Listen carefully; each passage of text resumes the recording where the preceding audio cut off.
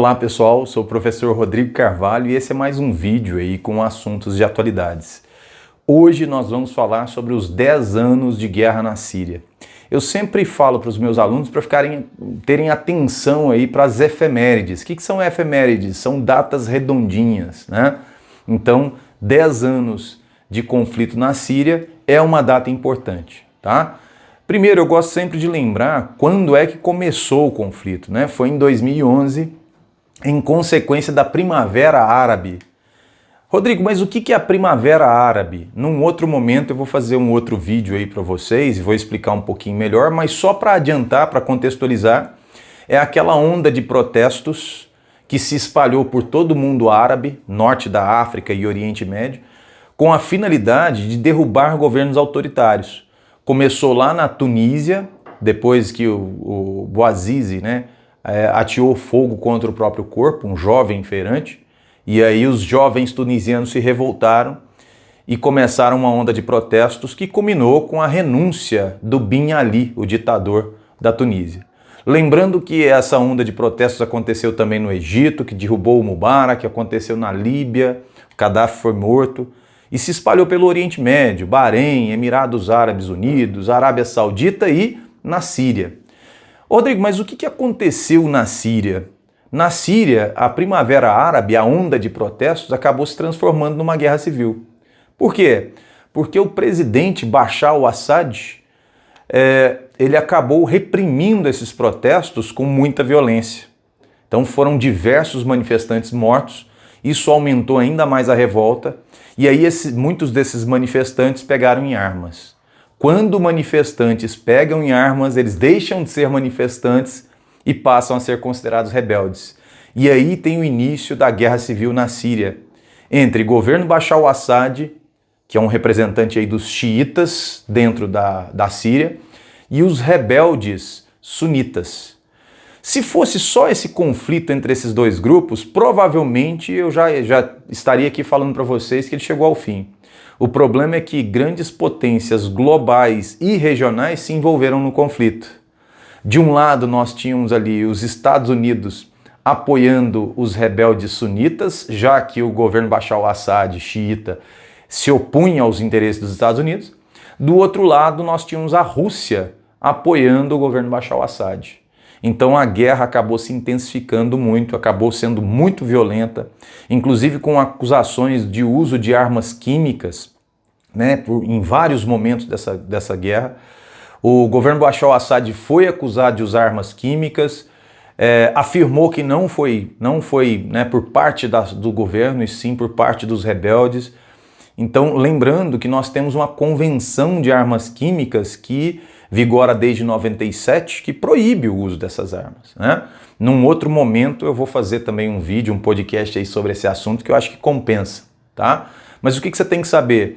Esse conflito foi se arrastando, justamente pelo interesse dos Estados Unidos em apoiar os rebeldes sunitas, da Rússia em apoiar o governo Bashar al-Assad, e ao lado dos Estados Unidos a gente tem ali também a Arábia Saudita, que é o seu principal aliado, um governo sunita, e ao lado da Rússia nós temos também o Irã apoiando o governo xiita de Bashar al-Assad. A guerra se generalizou e aí o vazio de poder deixado por essa guerra civil permitiu o surgimento e fortalecimento de um grupo terrorista, de um grupo radical islâmico, conhecido hoje como Estado Islâmico. A gente depois vai fazer um episódiozinho só sobre Estado Islâmico, mas o que você tem que saber? Agora o conflito, ele meio que se generaliza. Então, de um lado, a gente tem ali os rebeldes sunitas, apoiados pelos Estados Unidos, pela Arábia Saudita, pelos curdos, o exército curdo também entrou nesse conflito. Do outro lado, nós temos Bashar al-Assad, apoiado pela Rússia, apoiado pelo Irã, e contra todo mundo, o Estado Islâmico, que foi ganhando território. Bom, só para citar alguns números da Guerra da Síria, nós tivemos aí cerca de 5 milhões de refugiados, certo?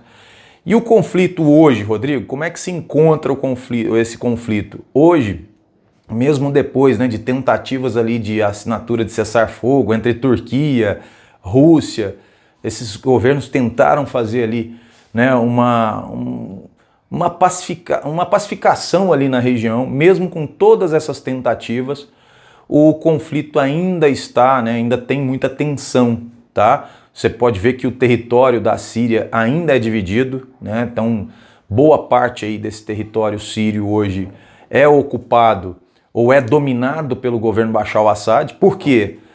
Porque num determinado momento, como o foco do conflito mudou, como todo mundo procurou combater o Estado Islâmico, inclusive com uma coalizão formada, principalmente aí com a liderança dos Estados Unidos. Então, como o foco mudou para o combate ao Estado Islâmico, o governo Bashar al-Assad acabou se fortalecendo, tá? Então, como ficou a situação na Síria hoje, né? O governo Bashar al-Assad se mantém, ele não foi derrubado, o Bashar al-Assad ainda é o presidente da Síria. Nós ainda temos áreas de tensão, áreas de disputa. O Estado Islâmico, que foi considerado derrotado, né, em 2019, já não tem mais áreas sob domínio deles, recentemente voltou a fazer ataques na Síria, principalmente durante a noite, quando as tropas das forças democráticas sírias, né, uma coalizão aí entre curdos e árabes, eles se afastam ali, principalmente da região do nordeste da Síria, né? Eles ficam fazendo a vigília durante todo o dia, no final do dia eles se afastam. Nesse momento, né, há 2, 3 semanas a gente tem notícias aí de novos ataques do Estado Islâmico, de membros do Estado Islâmico também na Síria.